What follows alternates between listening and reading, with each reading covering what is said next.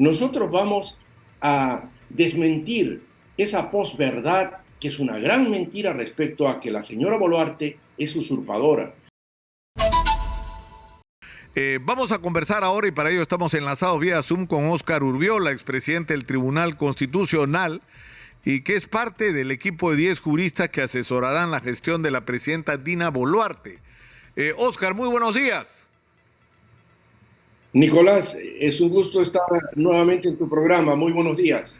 Óscar, ¿cuál es el sentido y el objeto, en primer lugar, de este comité, de esta reunión de juristas? ¿Cuál es el sentido que tiene?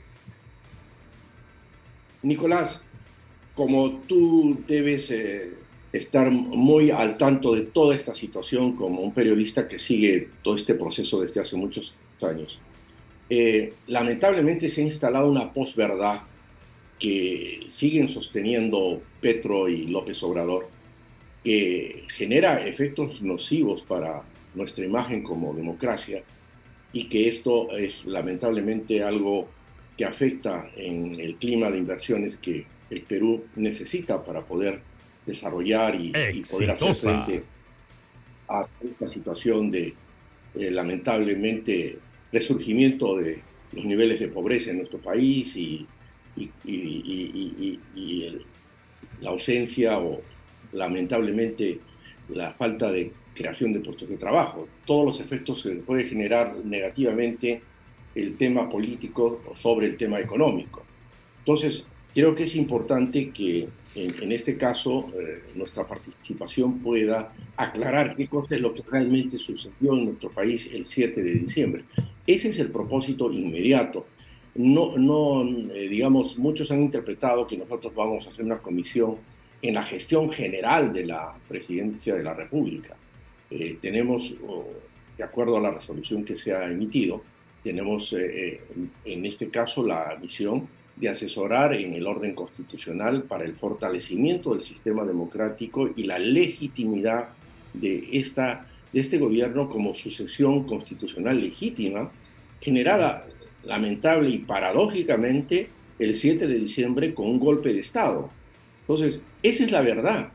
Y esta verdad está siendo afectada por la posverdad, bajo ese dicho popular, el miente, miente que algo queda. Y eso es lo que sigue sosteniendo Petro y López Obrador de una manera persistente y con un ingrediente ideológico, en el caso de Petro y de López Obrador, pero yo diría en el caso de López Obrador hay un ingrediente además patológico, ¿no? Este señor, yo pienso que no está en sus cabales, porque incluso a veces tiene lagunas. Eso nos hace daño. Y yo creo que es importante que se aclare qué cosa es lo que sucedió en el Perú, si realmente hubo una sucesión constitucional legítima, si el Congreso tuvo que convocar al señor Castillo, que sostiene estos, que la vacancia no contó con los 104 votos. Esa es pues una lamentable interpretación de no solamente el reglamento, sino del Congreso, sino también ahora, de Óscar, la realidad y de los procesos. pero la interrogante Sí, es si esa tarea no debería corresponder más bien a un equipo afiatado de diplomáticos experimentados en relaciones que incluso han sido consultados muchas veces para conflictos en otros países. O sea, hago la pregunta a dos niveles, ¿no? No es una tarea que compete más a nuestra Cancillería y a quienes la Cancillería pueda reclutar con experiencia en este tipo de temas, o por otro lado, a los partidos políticos, porque un peso importante que podría tener en México es la visita de una amplia delegación de partidos de diferentes ideologías que tienen además diferentes opiniones sobre lo que debería ser el destino del gobierno de Dina Boluarte, unos que piensan que debe adelantarse las elecciones, otros que no, pero que todos están de acuerdo en una cosa, que sucesión constitucional sí hubo, y que lo que hizo Pedro Castillo fue un golpe de Estado, y que Dina Boluarte es la presidenta constitucional del país. Es decir, ¿ese no sería un mensaje más potente que el que puedan dar un grupo de juristas? Nicolás, lo que tú acabas de decir no es excluyente, es concurrente, se debe hacer. O sea, el papel de la diplomacia peruana, a través de la Cancillería, tiene su canal y no se descarta. No se descarta, como tampoco se descarta la posibilidad de que un grupo de políticos que están representados en el Congreso de la República, de las distintas bancadas, y que además se refleja en lo que fue la votación de vacancia, Nicolás.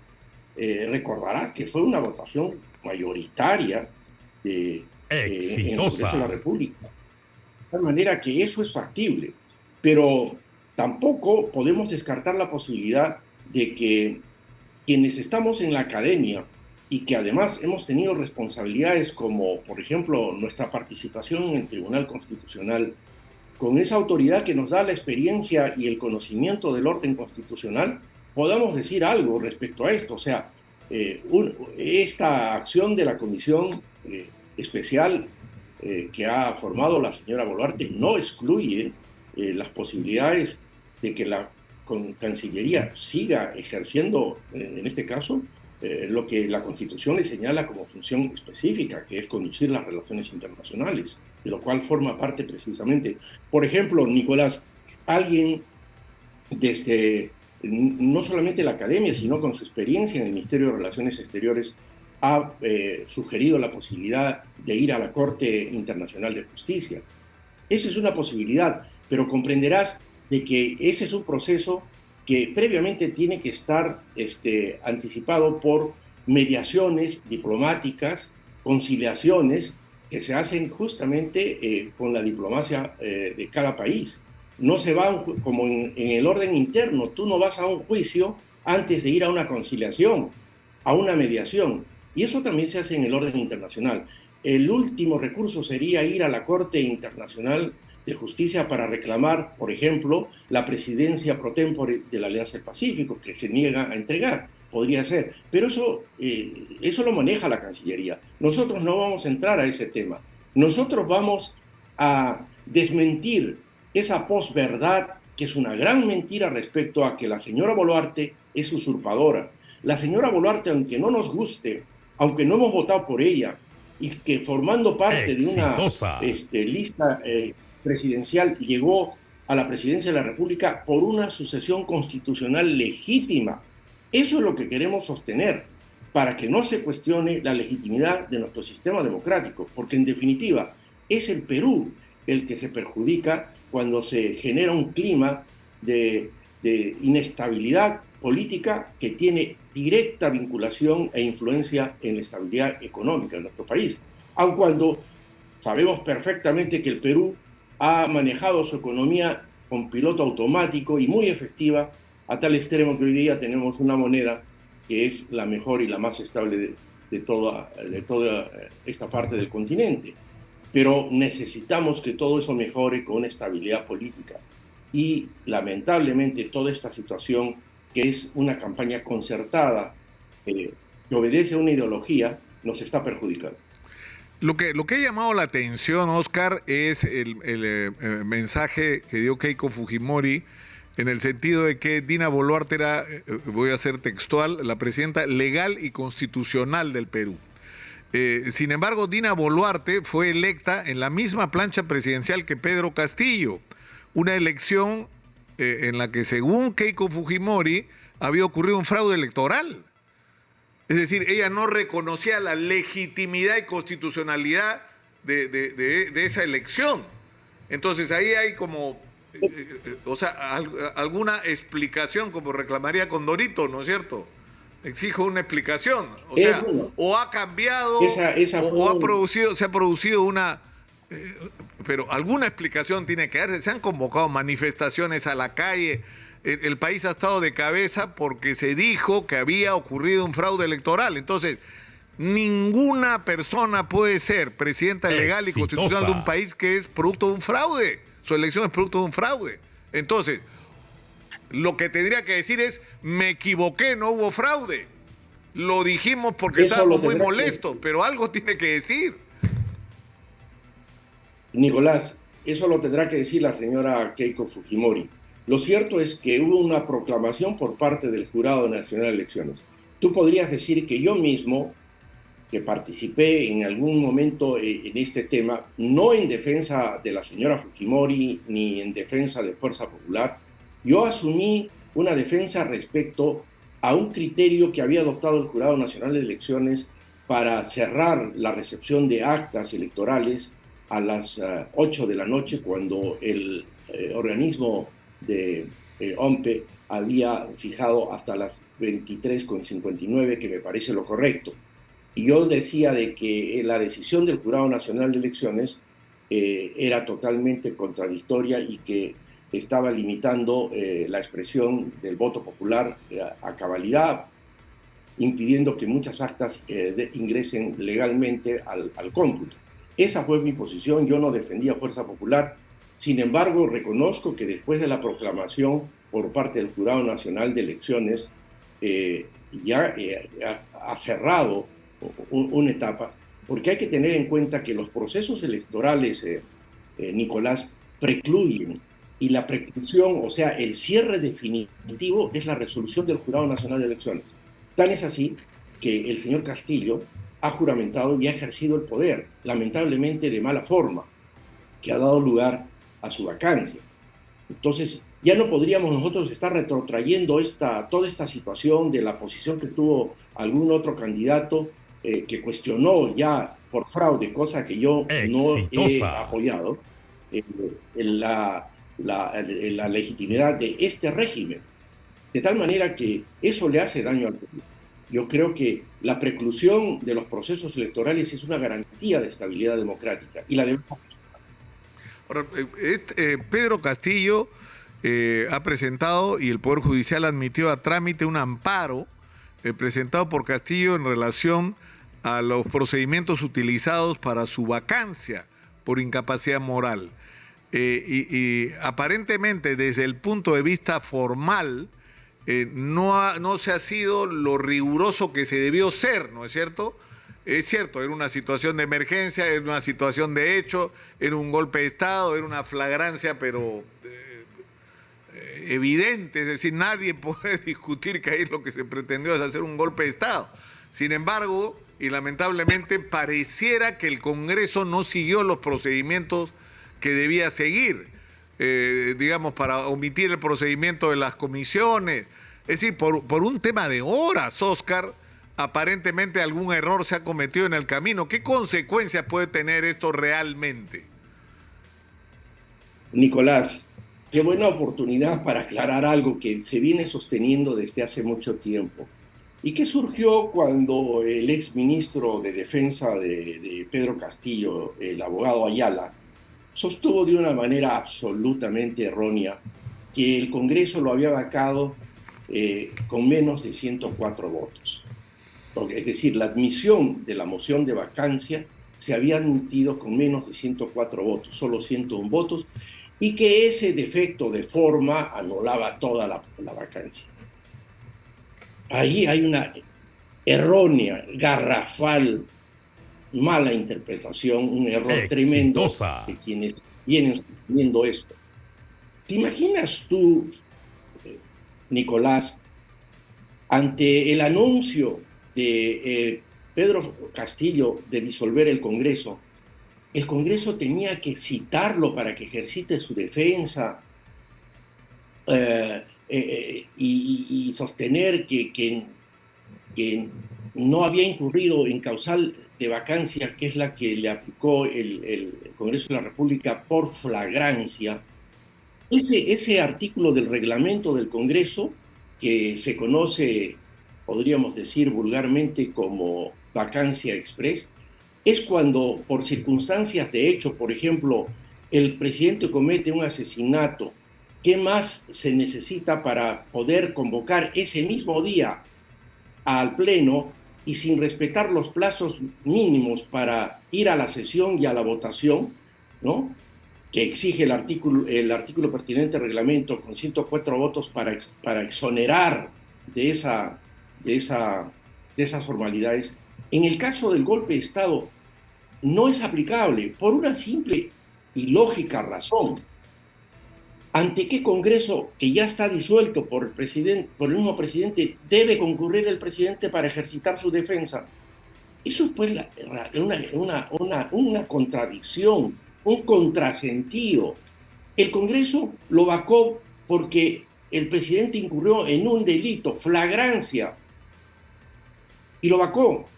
Es decir, aplicó el artículo pertinente de la Constitución de que nadie debe obediencia a un gobierno usurpador. Y ahí había un gobierno usurpador que disolvió el Congreso, la Junta Nacional de Justicia, el Tribunal Constitucional, el Poder Judicial, la Fiscalía de la Nación. ¿Necesitaba algo más? Exitosa. Creo que no. Entonces, esas cosas hay que esclarecer. Las ha venido sosteniendo este abogado Ayala, no solo aquí en todos los medios, lo ha sostenido incluso en Colombia, en España, y se ha paseado en muchos países sosteniendo este argumento que se cae por insostenible, por ser ridículo y contradictorio. Claro, porque se está pretendiendo, es decir, como si se hablara de una, de una falta. No, yo entiendo, Oscar, a lo que vas, que se está tratando, es decir, tú puedes darle prioridad a asuntos de forma dependiendo de la relevancia del hecho, pero si estás hablando de la sobrevivencia del sistema democrático, del cierre del Congreso, de un golpe de Estado, es decir, evidentemente que la excepcionalidad de las circunstancias son las que explican la manera como ocurrieron las cosas, pero el problema es que Pedro Castillo sigue insistiendo y sigue dándole leña al fuego que avivan Gustavo Petro y Andrés Manuel López Obrador, ¿no?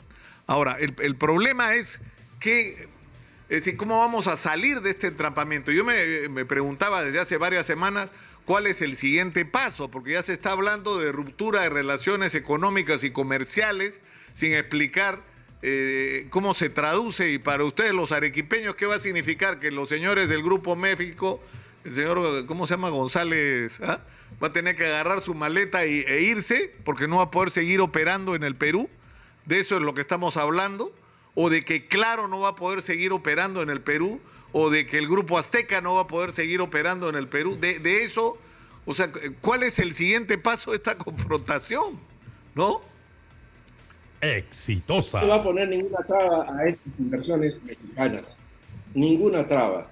El Perú va a seguir apoyando a estas inversiones que dan miles, cientos de puestos de trabajo en el Perú, y no les va a poner una traba. El problema es para los mexicanos. El problema es para los mexicanos que tienen, se puede decir que México es el segundo país más importante en inversiones en el Perú y tiene muchas inversiones. El Perú no les va a poner ninguna traba. Y además yo creo que el límite lo tiene pues el periodo que le falta al señor López Obrador para seguir lamentablemente en la presidencia de una república hermana y con la cual tenemos antiguos lazos muy cordiales y no solamente de casi identidad étnica con México. De tal manera que este es un periodo lamentable por el cual pasa las relaciones entre Perú y López Obrador, y México con la cabeza de López Obrador. Pero esto tiene un límite. López Obrador, yo creo que no solamente en este caso tiene una fundamentación ideológica para justificar sus actos. Yo diría que López Obrador ya está en un problema patológico, porque esa es una enfermedad que se nota en las lagunas y vacíos que tiene cuando insiste en 3 o 4 horas mañaneras hablando locuras realmente. Bueno, yo no sé, Oscar. Yo no sé, Oscar. Es decir, tal vez lo que tú estás diciendo lo podría decir yo, ¿no? Porque finalmente soy un periodista que puedo opinar y no es mi opinión. Pero uno de los juristas que está tratando de resolver el entuerto, no sé si es lo más conveniente, ¿no? No, pero con López Obrador no vamos a resolver absolutamente nada. López Obrador no entiende. Exitosa. A quien tenemos que entender es la opinión internacional. Yo no lo estoy insultando al señor López Obrador. Yo estoy hablando de que el señor López Obrador no solamente tiene una fundamentación ideológica, yo creo que hay un problema patológico. Y eso es importante. Cuando hay un problema patológico, yo creo que su conducta incluso está influenciada por ese problema. Y entonces hay que decir la verdad. No así, por ejemplo, el señor Petro, que tiene una marcada ideología y que la quiere sostener persistentemente, pero el señor López Obrador tiene una serie de problemas patológicos y eso es evidente. Es decir, no se necesita ser un especialista ni un psicólogo para notar de que hay rasgos patológicos que están influyendo en su conducta. ¿Cómo es posible que un presidente de la República exponga a un país como México al rompimiento de relaciones comerciales? Yo no lo estoy insultando, Nicolás. Estoy haciendo referencia Claro. a un Ahora, signo. yo considero, Oscar, que tú dices, no son excluyentes, pero que por lo menos en el caso de Petro, que una delegación de partidos de oposición a la señora Dina Boluarte vayan y le digan al señor Gustavo Petro dos cosas bien simples. Los problemas de los peruanos los resolvemos los peruanos. Y lo segundo, la señora Dina Boluarte, nos guste o no, es una sucesión constitucional ilegal. Punto. Nada más. Sí, pero que el mensaje no venga de quienes... Y eso es un reto para nuestra clase política, para ver pues a qué altura están, ¿no? O sea, que el mensaje venga de los grupos de izquierda tendría un valor,